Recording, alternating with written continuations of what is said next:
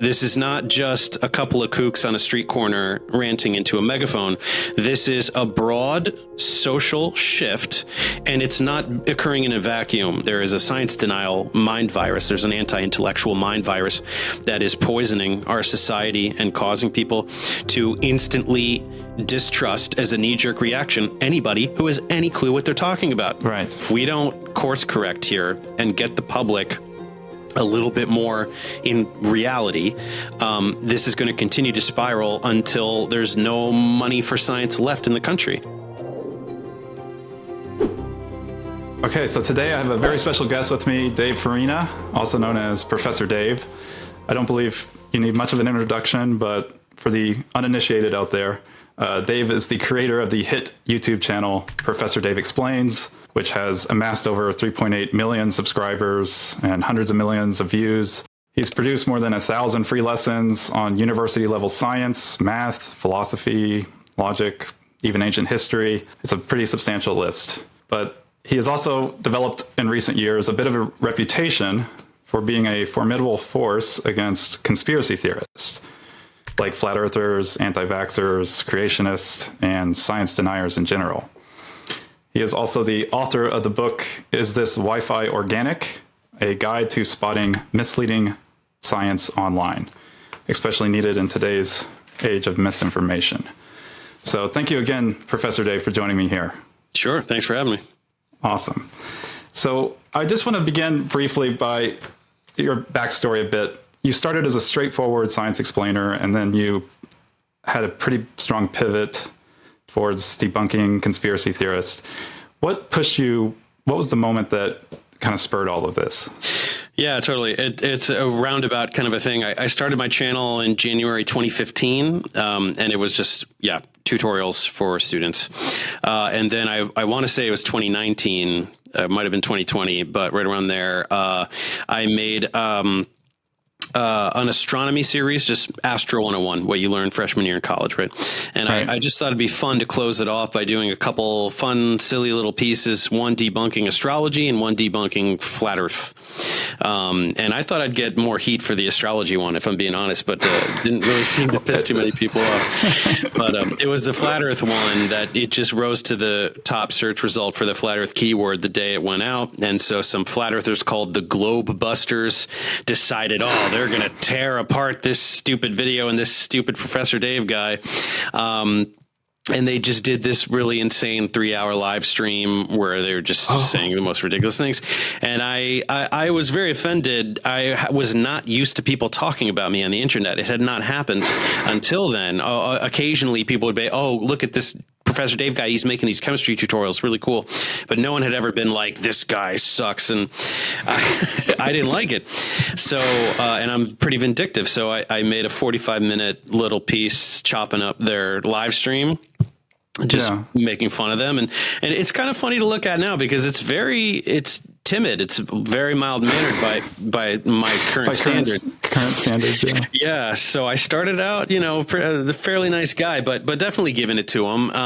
And it's to this day my most viewed video on my entire channel by a lot. And so I caught the bug. People loved it. I found out that I immediately found out that I am good at it. And so I just thought, well, this is interesting. Maybe I should play with this a little more. And it was very slow, actually. I didn't do another one of those for a few months later. I made another flat Earth one. And then like 6 to 8 months later, I made another flat Earth one. But then eventually I thought, all right, flat Earth is ridiculous. Let's see what else I can debunk. So probably Electric Universe was the first one I did, but then quickly got into different flavors of creationism and anti-vaxxers and whatever. Just then it was off to the races, right? Whatever I can sink my teeth into. Right. So that debate between Dave Weiss and that was after the Globebusters debunk. Yeah, the Globebusters was the first thing I ever did. That catapulted me into like, Dave is a flat Earth debunker, right? And then all of a sudden I was this shill, and I have all the flat Earthers attacking me. It was very surreal, but fortunately I embraced it and leaned into it. And right. Yeah. Do you have experience with debate? I mean, did you have that back in school? None at all. It's precisely zero. Yeah, and in fact, I have become more argumentative and confrontational. Let's say as an adult. As a kid, I was not at all. But yeah, here we are. Right.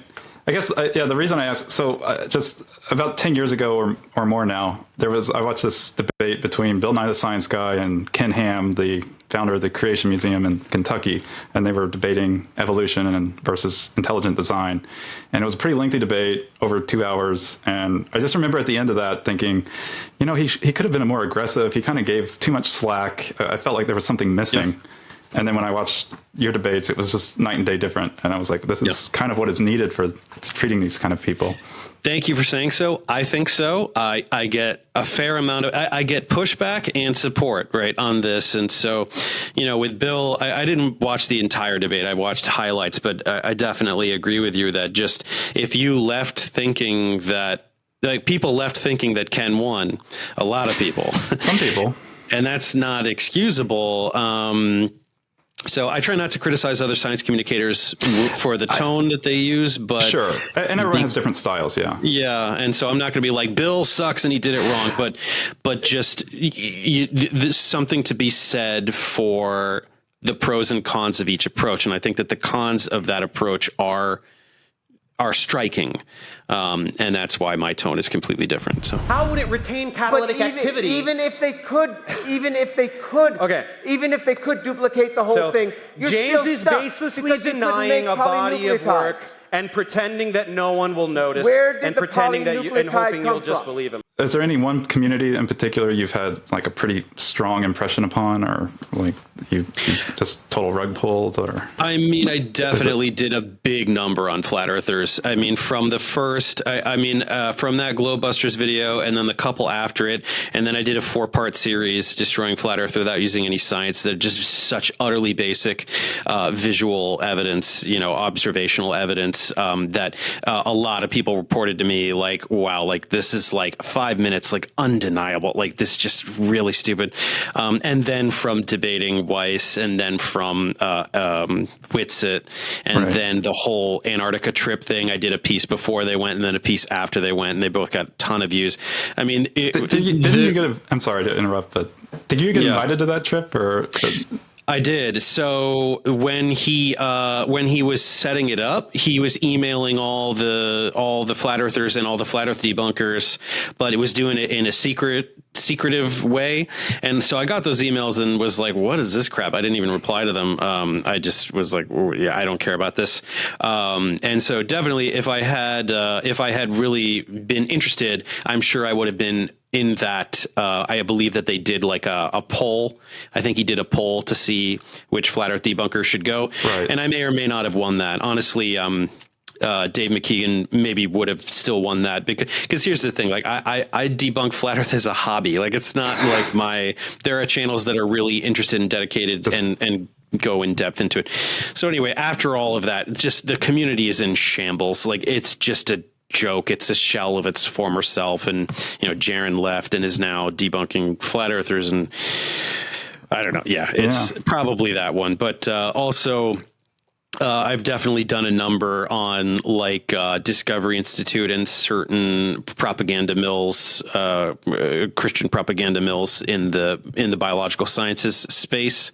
Right. They are people like James Tour and Discovery Institute people are just very, very commonly publicly known to be complete jokes, not exclusively because of me, but me probably more than any other individual person, just because of the content I made on them. So that would probably be another one. I don't know. There's a few other handful in there. Sure. Well, we can dig into some of that as well. But just out of curiosity, I know some of these comments are pretty vile and can be kind of threatening. Have you ever gotten into hot water with even legally with some of these, or anything that you've kind of gave you second thoughts about tackling this problem? No, I mean, certainly nothing legal, because nobody has any legal recourse against me. I'm just telling truth about lies that people tell. Right. But obviously incessant, perpetual trolling. every minute of every day on every platform, to the point where like Facebook, I might just delete because like I go on there once a month and find all these troll comments. Instagram, I get it a little bit, but I don't really use Instagram that much. But then obviously on the YouTube channel, every minute of every day, troll comments. But the thing is that the YouTube channel, YouTube is a wonderful platform for manicuring and maintaining your community, and so it's very easy to identify and block trolls. It's not that big of a problem. I think that for other people, it would be too much. For me, for whatever reason, I have just the right amount of emotional detachment and not giving a fuck kind of attitude that it just doesn't. It's like having mosquitoes. You know what I mean? Like it's like, all right, well, we're still having fun outside. I wish these mosquitoes would go away, but whatever. Yeah. So, you know, that's not a big deal. On very rare occasion, I do receive physical threats, way less than you would think, but I do get them. They're not really ever even remotely credible. They're still, you know, it's weird. It's weird to get physical threats threatening your life or your family's safety or anything like that. But it's not enough to like make me stop doing what I'm doing, not by a long shot, you know. Oh, that's good. That's good. Yeah. So would you label any of these conspiracy groups as like more pernicious than others? I mean, you know, yeah, flat Earth is pretty ridiculous, and Alex Jones even rejects it, but that's saying something. But I know like some of these, could you label like maybe like a top 3 pseudoscience movements that are probably the worst for society at the moment? Okay. In terms of like how much damage they actually cause to society. Yeah. I mean, right now, the perception in the public towards public health, obviously primarily surrounding vaccines, but around the medical establishment in general, is catastrophic. Fringe conspiratorial beliefs have become completely mainstream. So this is people distrusting, obviously, all vaccines, but just any, like the concept of modern medicine in general. It's an enormous threat to public health, to the safety of every individual. That would obviously be number one with a bullet. So much so that I fail to even think of anything else that would be comparable. Yeah, or worth mentioning. Yeah, that makes sense. Yeah, it's not just isolated to just COVID vaccines. This is like all vaccines.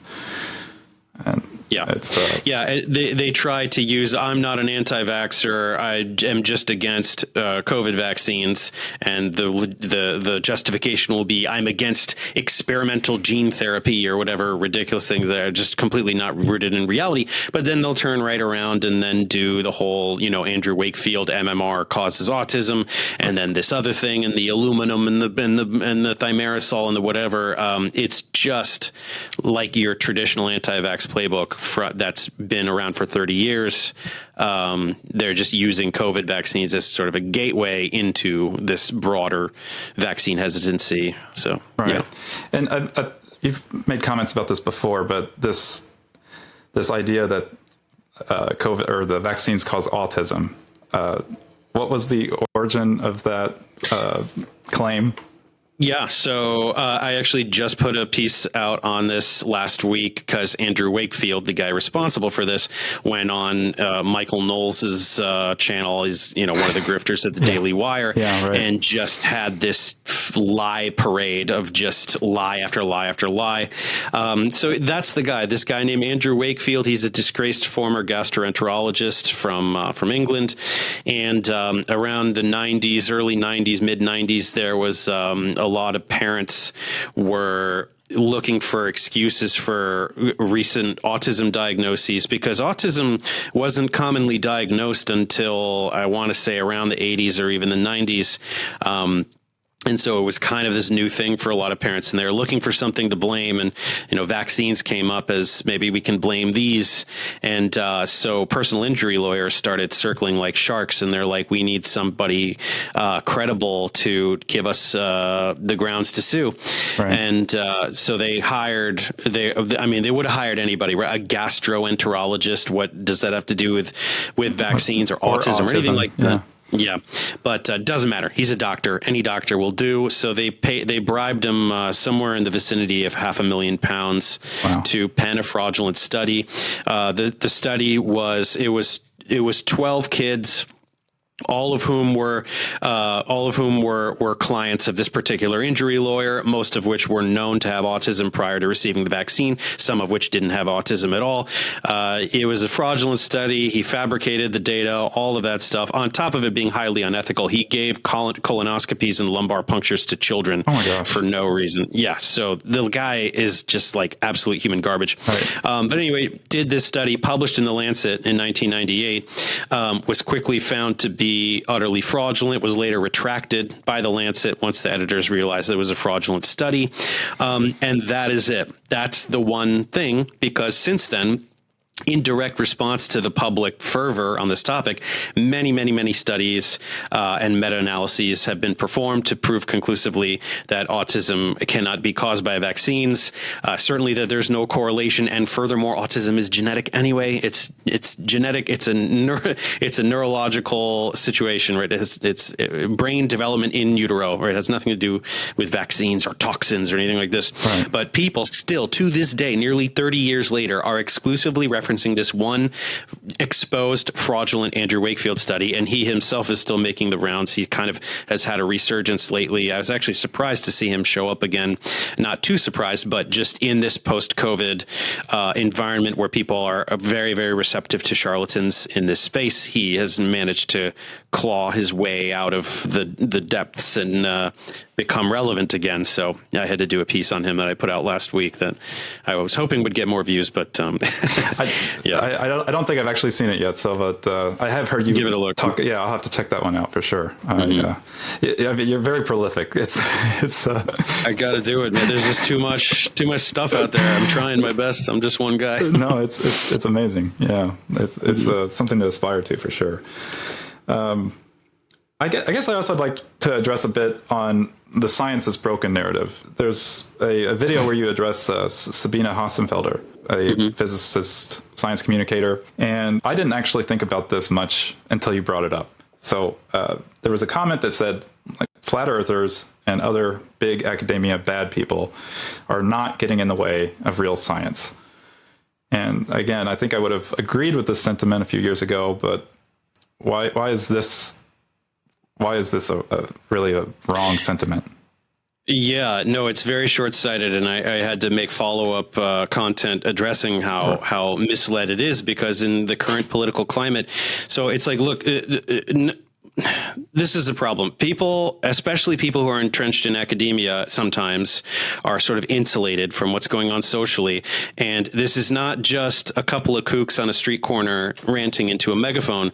This is a broad social shift, and it's not occurring in a vacuum, right? It's happening because very wealthy people are causing it to happen with nefarious intent, right? They have a very specific economic and political agenda in influencing the society against science and against academia. Right. And it has been so successful that it is influencing who comes into power politically, namely this current administration, which then turns around and slashes funding for science. Right. So NIH budget cuts, NASA, everything else. The anti-science fervor and in general anti-intellectual fervor that has captured the American public as well as several other industrialized nations as of late, which has been part of the global move towards fascism that we are witnessing. It is directly linked to scientists being able to do science, right? It's not just they rely on these sources of funding that are now being pulled from, and so I think it's actually very interesting. In the past, go ahead. Sorry, go ahead. Well, I just wanted to add some numbers to that, just to give people. It's not some theoretical idea, but I mean, this is not speculative. It's 57% of NSF, the National Science Foundation, 40% of the NIH, and NASA's getting pruned by a quarter. So it's pretty bleak. Yeah. And so it's actually the one thing that I've witnessed a little bit of a change in the willingness and eagerness of the scientific community to do science communication, work with science communicators. I did a third piece responding to Sabina where I got 3 particle physicists to lend commentary. And I think that a gigantic motivating factor was them thinking like, look, enough is enough. Like my career is being threatened here. We need to start speaking up. And so more and more people in various communities, the archaeological community, the medical community, et cetera, are realizing if we don't course correct here and get the public a little bit more in reality, this is going to continue to spiral until there's no money for science left in the country. And between what Trump is doing and what RFK is doing, many scientists are looking to move to other countries. This legacy of America leading the world in scientific research is being obliterated by one orange fascist, and the people who elected him. All right, this anti-intellectualism and anti-science mentality has been cultivated deliberately. It's not happening in a vacuum, and it's happening on the internet. It's an information war. It's all about optics, and the fight has to happen where it's happening. Right, it needs to be fought in the same way that it's being dispensed. So right. So yes, previously you had mentioned this kind of war on science, and this has sort of been a long time coming, has it not? I mean, Trump has certainly spurred this movement and reared its evil head, but I mean, has it really just Trump, or has it been kind of... No, yeah, he kicked it into overdrive, but he didn't invent it. I mean, this has been happening you could trace it back to 100 years or so if you really want to. And then, sort of intertwined with... intertwined in a legitimate way with environmental concerns, but then redirecting those to be displaced, to just be angry about generalized establishment, right? Anybody who's an expert of any kind, if they work at a university, universities are woke indoctrination camps, so you can't trust anyone that works at a university. Or doctors, they're all in the pocket of big whatever, so you can't trust them. But you can trust this unqualified jerk on the internet, so listen to them instead. It is a very, very deliberate campaign that has been enacted by oligarchs with a very specific agenda to continue the transfer of wealth from the middle class into the very narrow elite class. And the way you do that is by manipulating public opinion, right? Manipulating voting behavior, getting people into office who will continue to erode regulatory bodies that have any ability to regulate the private sector.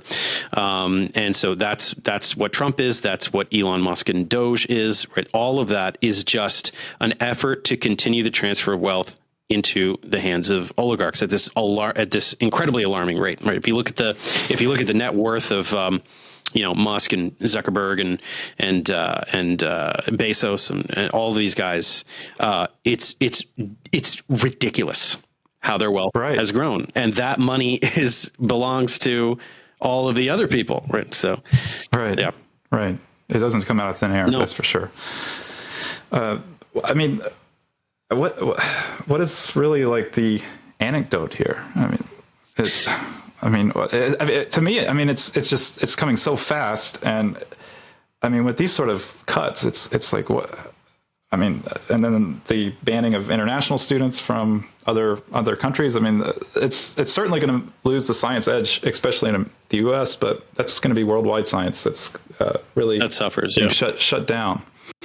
And this is all in the sake of basically a control. I suppose scientists are someone that those empowered, or it's challenging to control those independent researchers or like what they find on certain things, and it just seems like it's a control issue, and let's shut it down. What would like scientists do?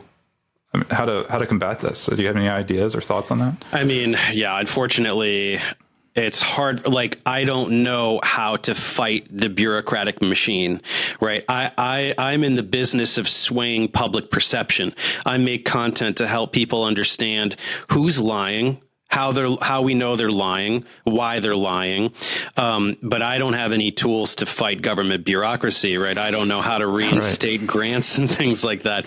But I know that the public perception is the ship that's steering everything else, right?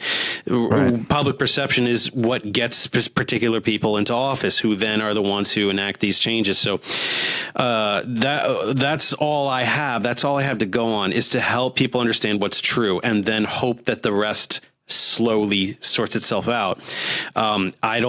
Obviously, I'd rather have political power.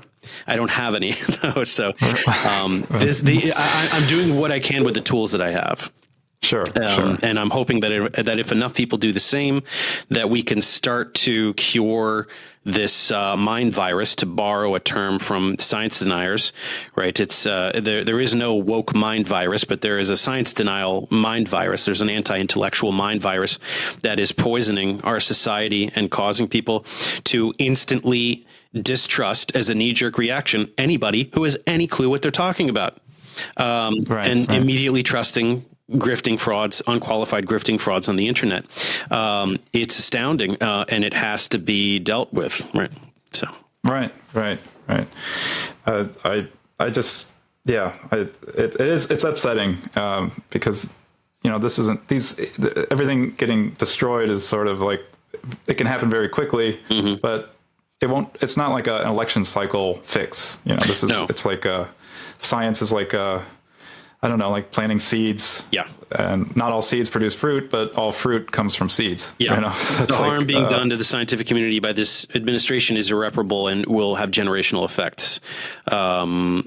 Hopefully enough people will see that we can course correct in terms of public opinion within one term. And I'm not entirely convinced that that's going to be the case either. You're right. So I don't know what happens post-Trump 2, if we can even get him to leave in the first place, right? Whether someone beats him and he refuses to leave, or he invokes some kind of FDR loophole and insists that he deserves a third term because the first 2 weren't consecutive. Not that has to do with FDR, but whatever. FDR got elected 4 times, so he'll say, like, other presidents have done this, I get to do this.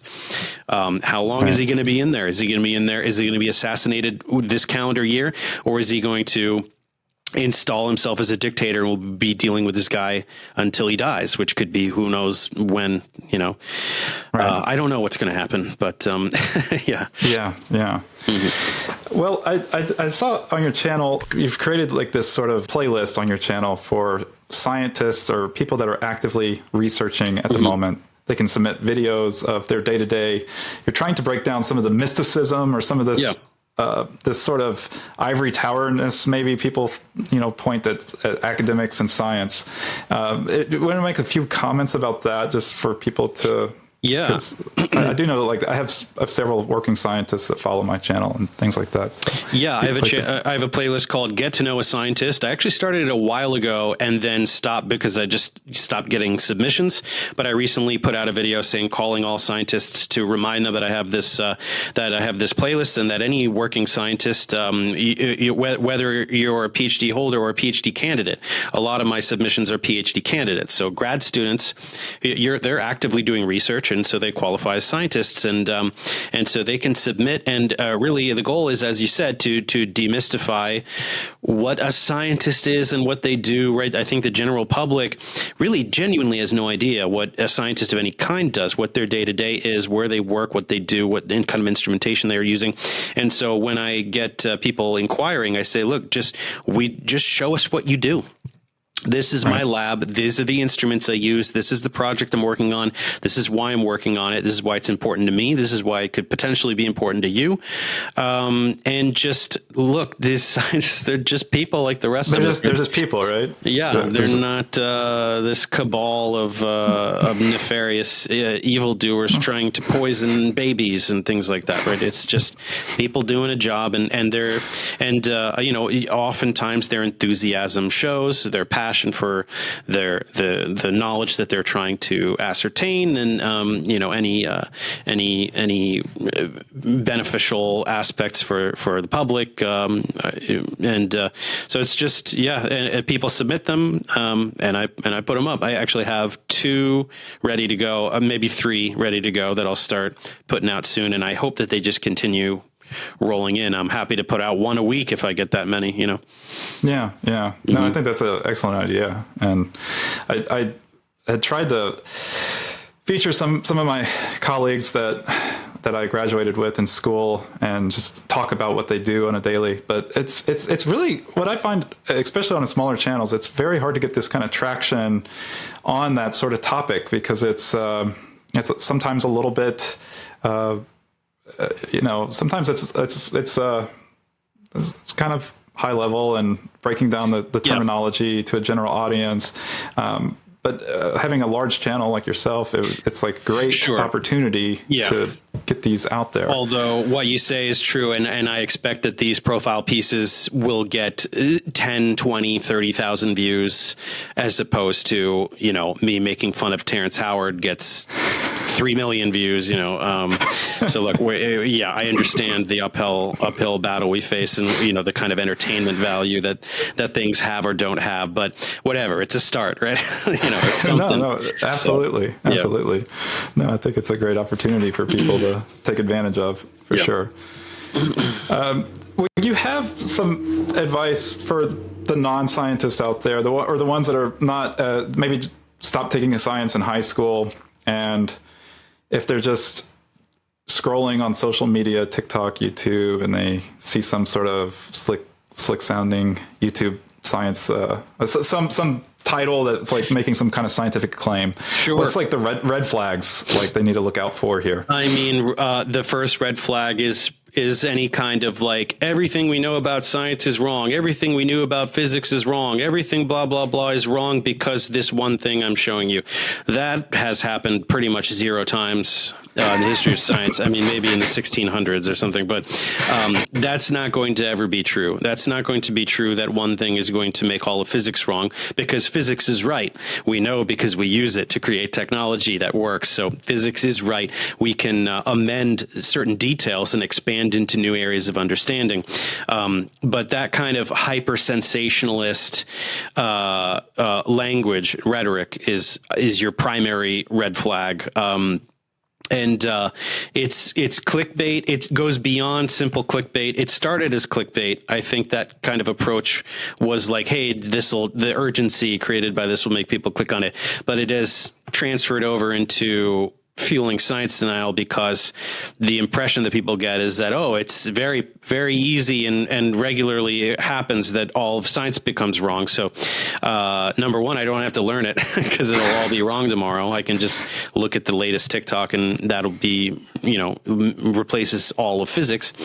But yeah, that would be the primary red flag. And then just in general, anyone who disparages the entire scientific community as a whole. You can't do that. One scientist could be a fraud. That is absolutely true. And you could have a video that says this scientist is a fraud, and it may or may not have legitimacy. You can watch it with skepticism in mind, and you can then look at other sources and go, well, a lot of people are calling out this one scientist, or this is a coordinated attack on a public health official or something, right? Could go either way. But anyone who says all scientists are wrong, it's insanity. Right. Yeah. They are definitely a fraud, whoever says that. You can assure it on that. And you've highlighted some examples like the Brett and Eric Weinstein and actors like this. They have PhD holding. Do you think they need to be attacked just as much as like someone pushing flat Earth? Oh, more so. Yeah, I mean, I almost see them as like a gateway drug or something. Yes. I mean, you know what I'm like. The Weinsteins, both Eric and his brother, are specifically gateways to conspiracy, and the architecture of that is very clear, right? We know who pays Eric. It's Peter Thiel, and we know what his agenda is, right? His agenda is very regressive. It's very anti-intellectual. He funds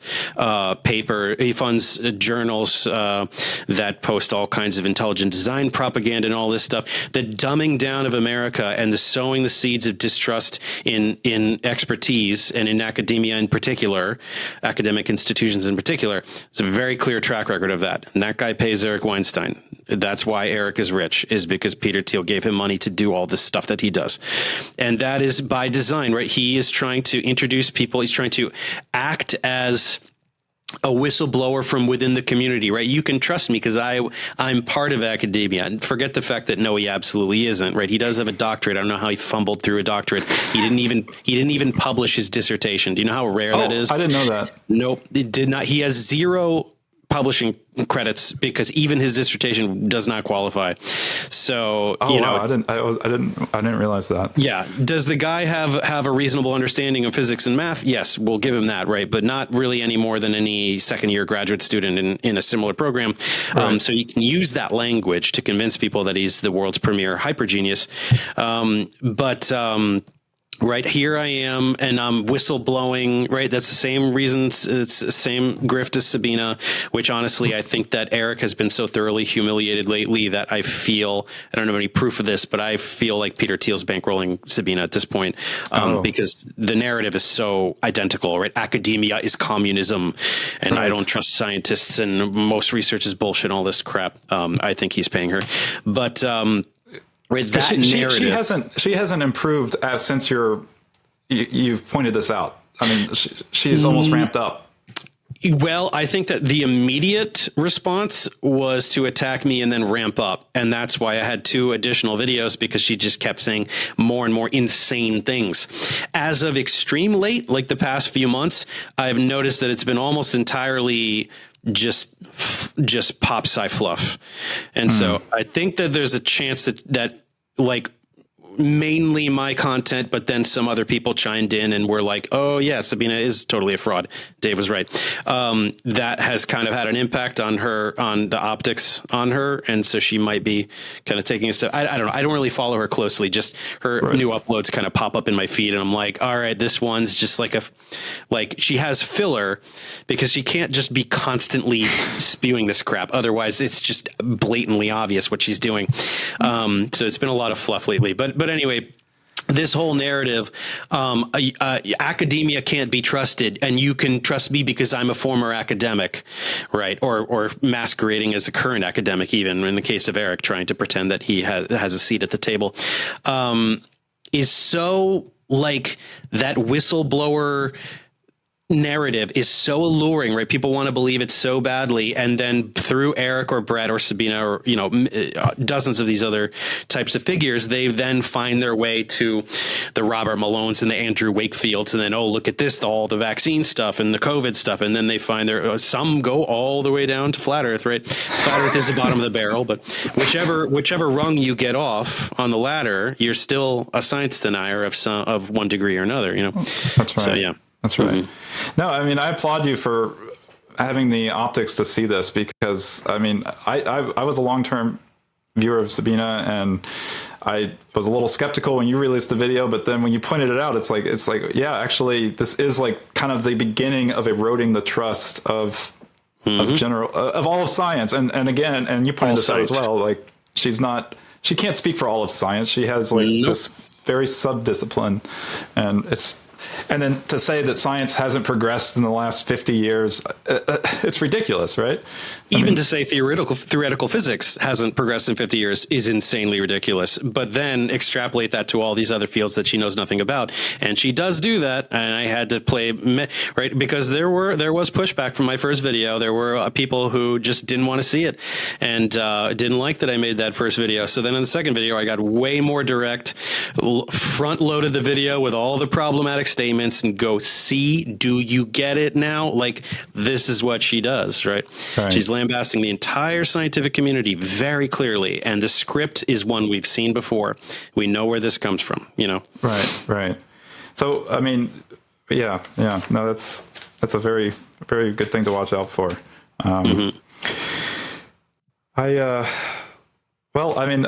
You've done tremendous work on this, and I hope that you continue in your full force. It's only getting worse for these people. Yep. Definitely looking forward to that. Do you have any like advice for like people that are trying to enter into science communication, or things that you've learned over the years, skills, things that tricks of the trade that you would like to?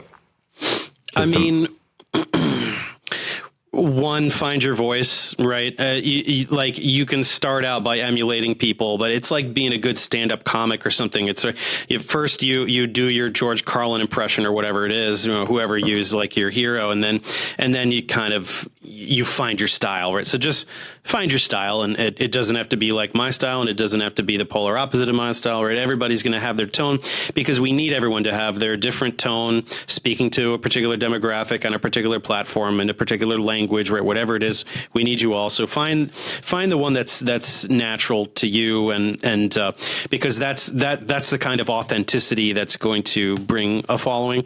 The integrity and stuff. This is the currency that SciCommers work with: integrity and authenticity, because we're trying to get people to trust us more than frauds that they've fallen for.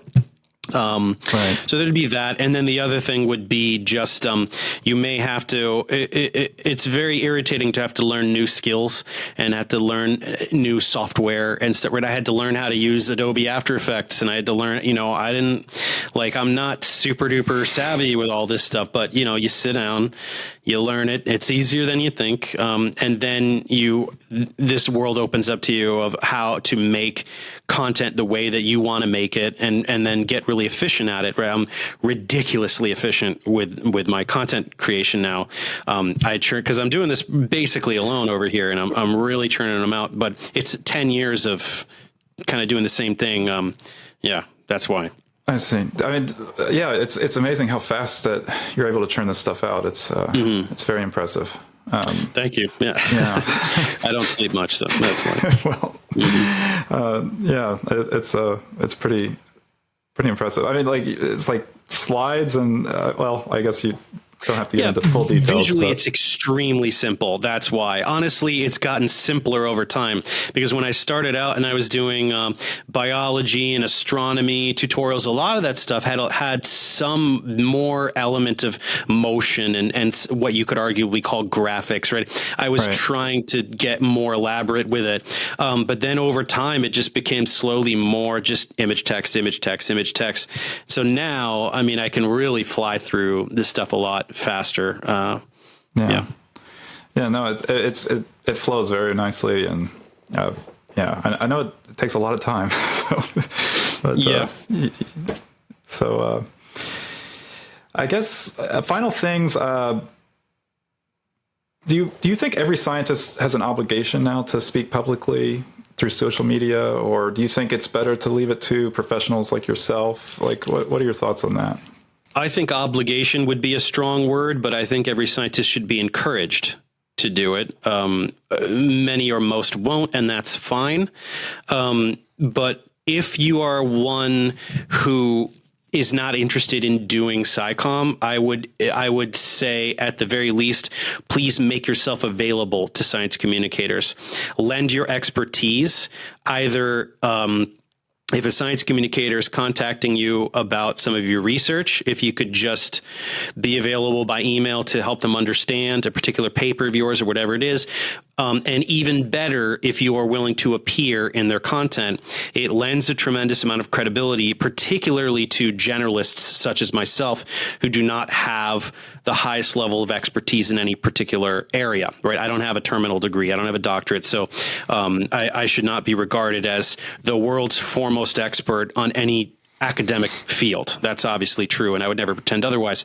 But the way I get around that is, first of all, by just being a good generalist and just understanding the science that I'm trying to explain, but then also handing it over to requisite experts, right? If I'm talking about archaeology, if I'm talking about origin of life research, if I'm talking about, very niche molecular biology, whatever it is, here's a 10-minute conversation with somebody who is an expert in the field.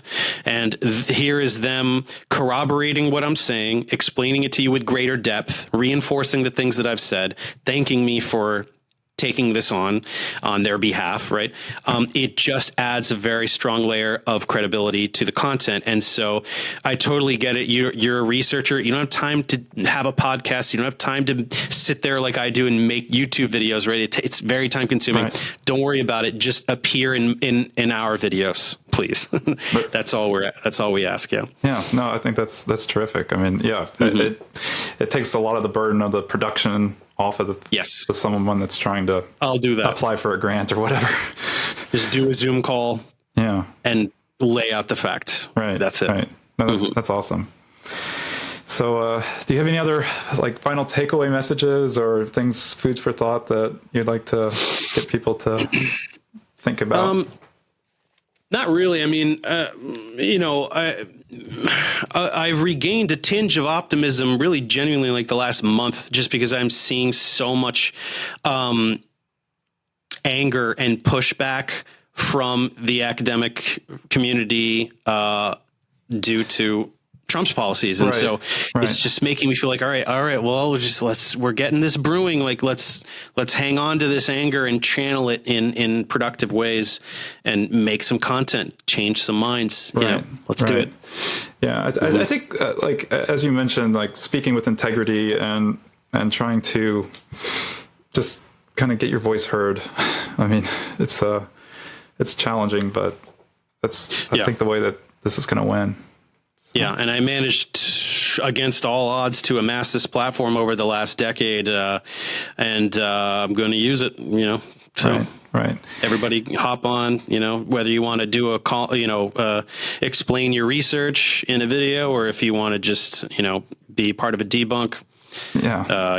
And actually, it's actually really great. Just as of the past year or so, a lot of academics contact me and are like, can you please debunk this person? We need your fury on this particular person who's just wreaking havoc on our field. And I'll type you up some notes with, videos and timestamps and, the skeletal responses, and you add on that. And it's great. It's that lowers the activation energy of me making the content. And so, people feel free to do that. I really like how you don't give these people an inch. I mean, every single statement you sort of dissect, and I think that's that's what's needed, because they kind of go off of these sort of overreaching statements or kind of I don't know. You really call them out. So got to do it. That's awesome. Well, I don't want to take too much of your time. I know you're very busy, but I really appreciate this. This has really been a great discussion, and I think people will have really learned a lot from it. So, anything up in the pipeline that you're going to come out with soon? Or?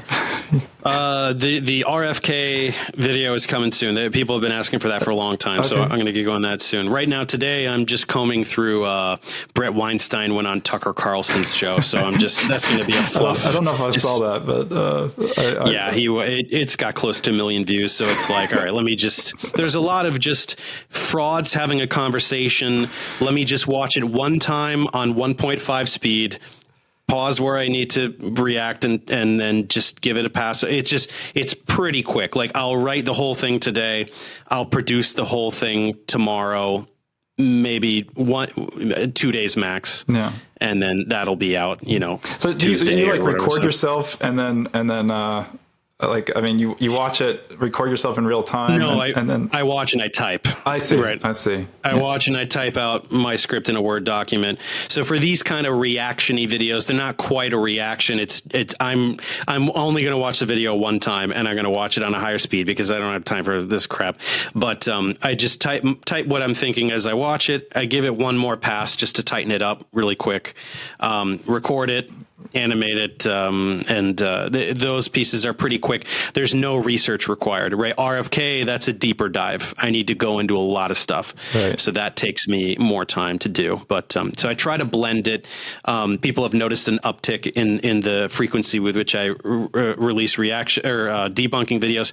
That's because I've started to blend, right, these deeper dives with a little more shallow, right? Do you know how easy it is for me to watch Terrence Howard say dumb things for 2 hours, type reactions questions, and then I can do that in 2 days. Yeah, you had a turnaround very quickly on that. I almost wanted to address it myself, but I don't know. At that point, it was already kind of old news. But yeah, I've got it dialed in. So yeah, that's terrific. Well, thank you again, Dave, for doing this. Sure, I appreciate it. Happy to do it. Yeah, no problem. Well, thank you.